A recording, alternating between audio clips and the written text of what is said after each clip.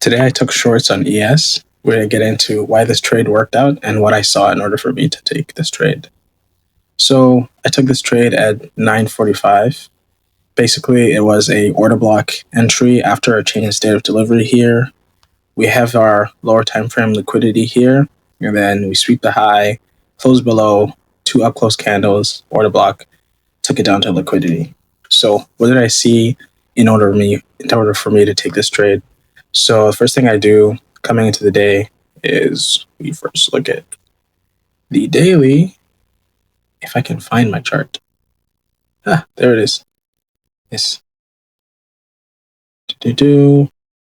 So we first look at the daily. So on the daily, we have this daily imbalance right here that we formed on ES, and then on NQ, we also have this daily imbalance that we formed right here. So when we trade into daily imbalances like this, I'm looking for the first reaction into the daily imbalance, and then looking for a change in state of delivery and looking for liquidity down below. So in terms of NQ had this daily gap, and then these lows down here, these are 4-hour lows all the way down here, but then we had a monthly gap in here. So that's something that could be holding up price. And then if we look at ES here, we had these lows too, which are 4-hour lows, right? And then we did have some 12-hour lows right there, which is a nice draw on liquidity, which is something I was looking for. So I saw this on the 12-hour, then I saw the daily imbalance on the daily. On the 4-hour, I didn't really see anything, just those 4-hour lows there. 1 hour, didn't see anything on the open. So then I dropped down to the 15-minute on both assets. So here I saw that we opened in between London. So in order for me to pick an asset to trade, I picked the asset that opens outside of London as a stronger pair. And here we see that ES opened in between. And then if we go in the 15-minute here and look where NQ opened outside. So that means this would be the stronger pair.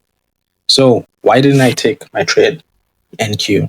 The reason I did not take my trade on NQ is because here, if we go and look at the projected trade I was looking to take, right?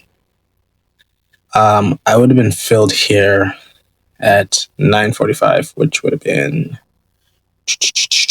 all the way down here. This is not even one contract on MNQ.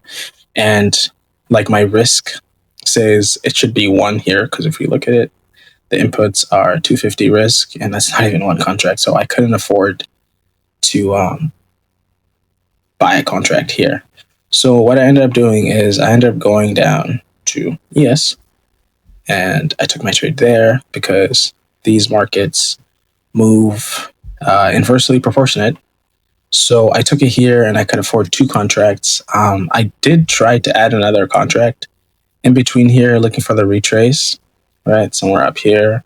But I needed it to come up here so I can DCA and then basically still be in my risk parameters. But that didn't happen, right? But one thing I did wish I did better was waiting for it to come back and retest the order block here. Because we can see we came down, came up, retested it there once, twice, and then it started running, melting down, right? So instead of having a 2.8, 2.9 trade, I could have had a 4 trade pretty much. I mean, I ended up having 2.3, I believe, or just a 2-hour trade because I only had 2 contracts max. That's really it.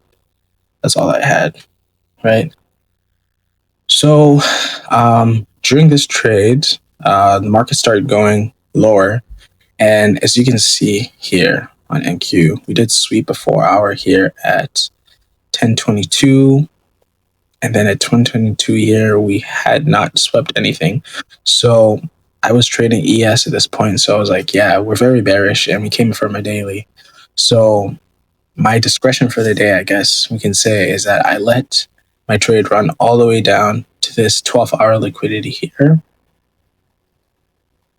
If we look at it right there, This 12-hour liquidity right there, swept, and then I got out of my trade there.